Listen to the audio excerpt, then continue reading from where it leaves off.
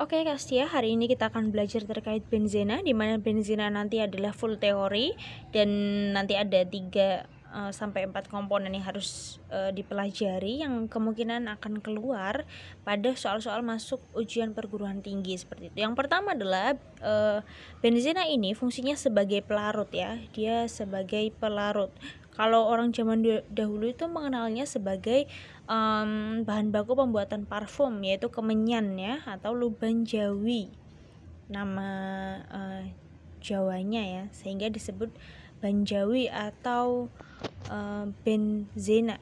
Nah, di sini kita harus mempelajari komponen pertama, yaitu struktur, di mana struktur benzena ini adalah rantai tertutup dan dia punya 6 atom C ya. Jadi sini ada C, ada C, ada C, C, C dan C. Karena dia melingkar dan tertutup, dia namanya adalah sikloheksena. Siklo itu artinya melingkar, heksena itu dia mengandung 6 atom C. Nah, struktur ini diusulkan oleh namanya Frederick August Kekule. Maka ini sering disebut dengan struktur Kekule.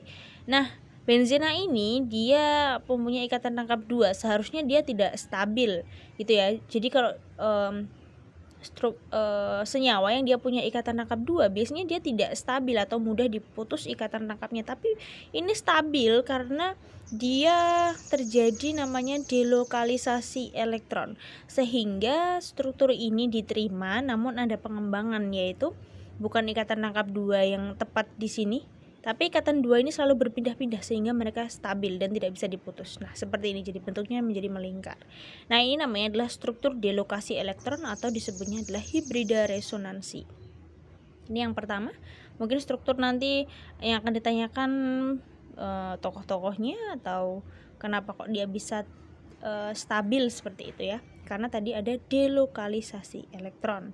Yang kedua adalah tata nama monosubstituen, di mana ketika benzena menempel pada gugus-gugus ini atau substituen, 9 substituen ini, maka dia punya nama tertentu. Nah, namanya ada 2. Yang pertama nama trivial.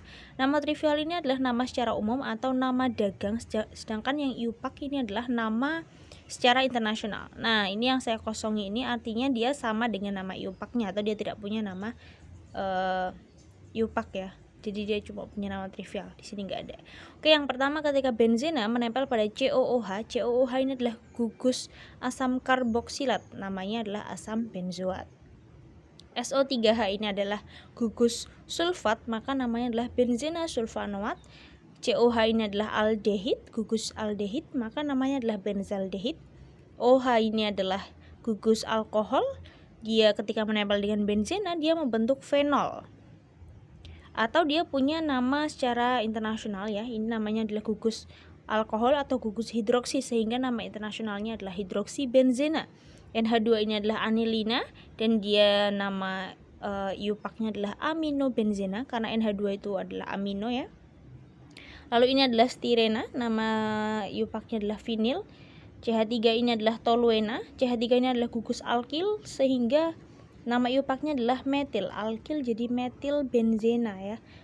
Terus ada NO2 ini adalah nitrobenzena dan X ini adalah golongan 7A atau halogen, yaitu film Charles Bronson Idaman Atar ya, yang kemarin sudah saya berikan jembatan keledai untuk golongan 7A.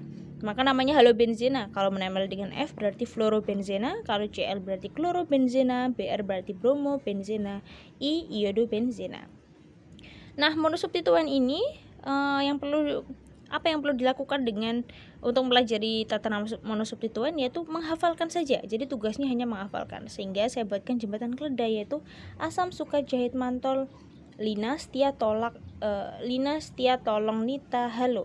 Asam benzoat, suka, sulfanoat, jahit, benzaldehid, mantol, fenol, lina, anilina, setia, stirena, tolong, toluena, nita, nitrobenzena, dan halobenzena. 9 ini harus hafal dan urut. Ingat, ini harus urut ya, ada 1 sampai 9. Makin ke atas itu makin prioritas.